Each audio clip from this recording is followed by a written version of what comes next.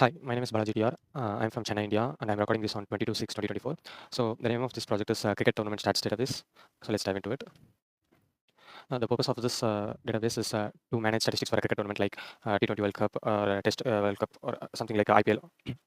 So it includes information about various teams, players, matches, and the player performances. The data allows users to query and retrieve various statistics about the top runs, highest wicket taker, and other key performance indicators about the players. The detailed match events like boundaries, fall of wickets, umpires are not included in this, and those are outside of the scope of this database.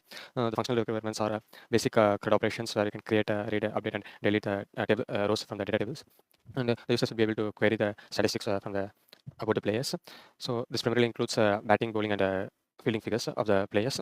So these are the entries present in the database. So there is a teams table with a team ID, name, captain, coach, and a players table with player ID, the team he belongs to, the player name, the role, batting style, bowling style, and the matches like where it, what type of match it is, whether it is a group stage, quarterfinals, or semifinals, and what is the date of the match, venue, result, winning team, losing team, man of the match, etc.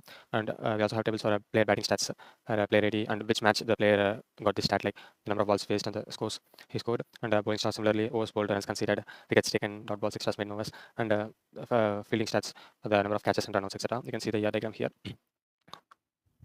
So this is the year diagram. Teams has players, and teams play matches, and these players have batting stats, bowling stats, and fielding stats. Same goes. These stats are recorded during the matches. That's why it includes these three. Now we'll get into the schema. This is the schema for the database, and you can see that here. So let's run a test database. As you can see, there is no schema in here. So let's add a schema dot chma SQL. So now the schema is added. I can check again. So it shows all the schemas. I have, like I said, like I showed, I have various tables. Along with this, I have some indexes and a view for a team player view. And now we'll see the queries. So for the queries, I have first included some metadata, some mock data for the database. These are the data from a 20 level ODI One Day International World Cup. These are the inserts for the data.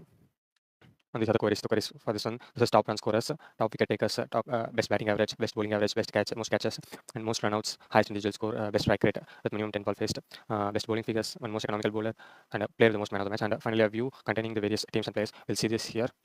Control L. So I'll expand my view and dot read.